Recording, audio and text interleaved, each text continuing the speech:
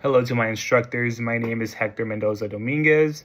I'm sorry for the lights you guys might see reflecting in my glasses, but this is probably the best lighting I can get in my room. But the purpose of today's video is to help identify some dispositions I might need more help on, trying to get into obviously the educational industry, becoming a first-year teacher, but we're also going to talk about the dispositions I might currently possess that do make me a good teacher.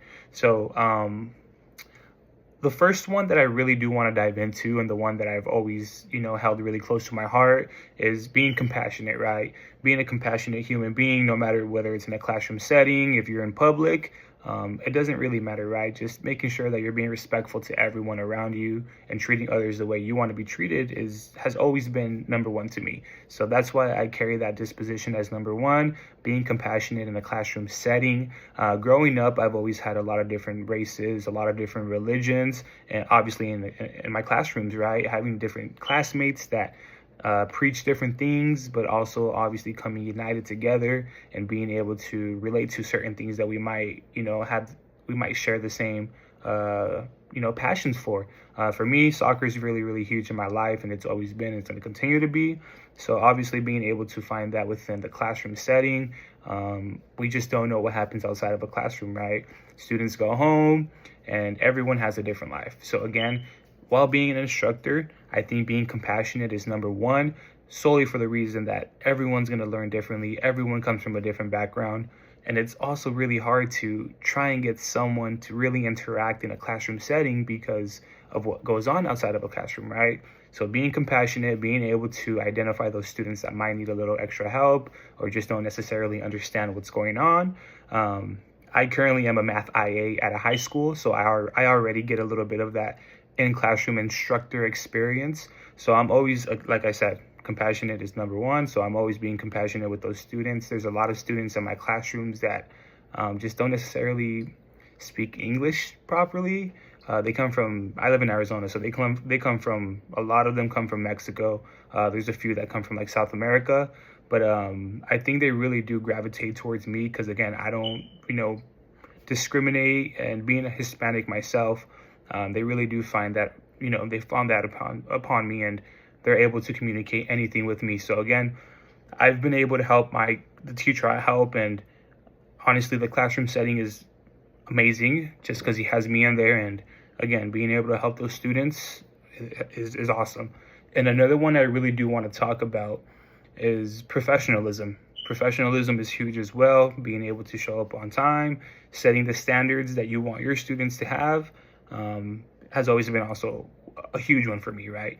Being a student, being professional, showing up on time, paying attention when the instructor or the teacher's talking, it's huge, right? So being able to find that respect between both parties, the student as an instructor, it's huge. It's detrimental. And again, those are the two things that I'm always going to be thinking about in the back of my mind. Once I become a first-year teacher, I'm already going through that right path. And again, this class has really helped me identify all those other dispositions that, I might want to maybe move up the chart, right? So again, those are the two that I really, really, really enjoy and I really hold really close to my heart because I feel like those are the things that I needed growing up as a student. So number one, compassionate. Number two, being professional. And the third thing that we want to talk about today are what I need to work on. There's honestly a lot of things that all of us can improve on, but the number one thing that I really think about and I have trouble kind of comprehending when it comes to the dispositions, it's the curiosity aspect of it, right? Sometimes it's hard to be curious in a classroom setting because you don't want to step on anyone's toes. You don't want to be disrespectful. Like I mentioned earlier, again, religion is huge now, and it's always been, but I just think as an instructor, I identify it a lot differently now.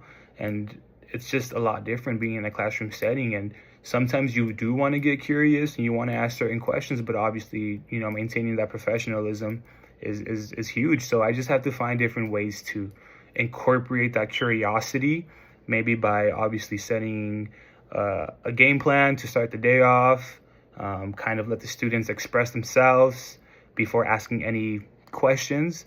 But again, also, preaching my story. Maybe they open up because they hear certain similarities of my upbringing. So again, I'm not saying that it's the worst thing that I need to work on, but I just do think I'm going to have some difficulties incorporating that curiosity aspect of the dispositions in a classroom setting.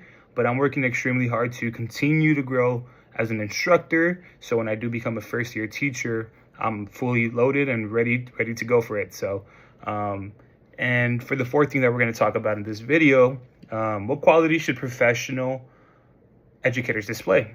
And going back to professionalism, that's number one, setting classroom expectations.